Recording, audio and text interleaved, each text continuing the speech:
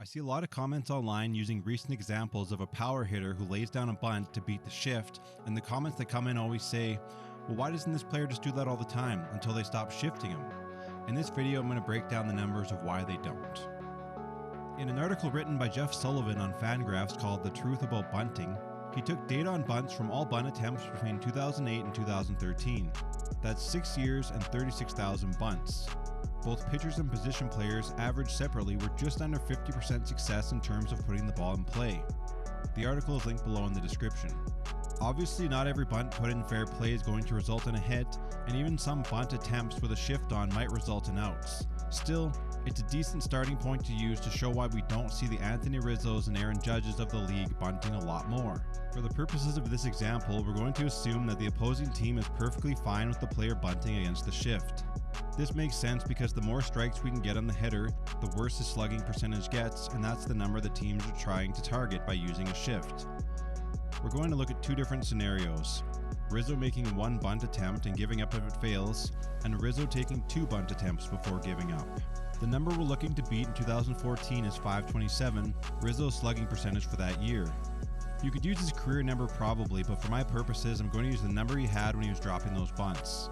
If he bunts the first ball fair, his slugging is 1,000, but since that only happens 50% of the time, we have to consider the slugging that Rizzo had when he gets in an 0-1 count as well.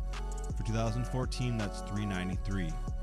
So 50% of the slugging from the bunts that are put in play equals 500, plus the 393, that gives us 893, which we divide by 2, giving us an overall slugging of 447, which is 18% lower than his slugging if he just swung away.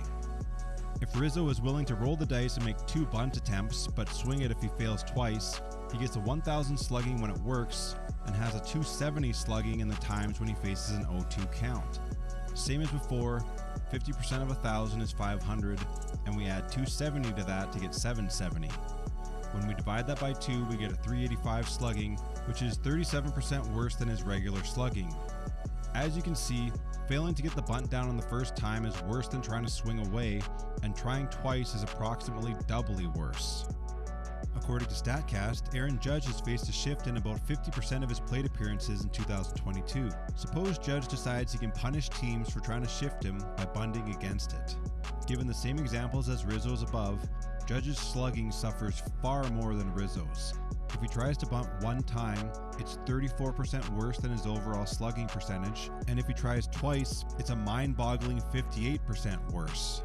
If Aaron Judge attempts to bunt, I'm guessing that every team would be ecstatic to throw him strikes down the middle to let him waste his plate appearance. The bunt singles that beat the shift, or the bunt double that Robinson Cano had, make the highlights, but it's clear when you look at the numbers why this wouldn't be feasible as a long-term strategy. There is some merit to doing it anyway once in a while just to keep your opponent indifferent from shifting you more aggressively. Obviously, this will be different next year when the shifts are less aggressive, but I see people talking about this a lot, so I figured I'd point this out. What do you guys think? Is there anyone you think could get enough bunts and fair play to consistently beat the shift? Let me know in the comments.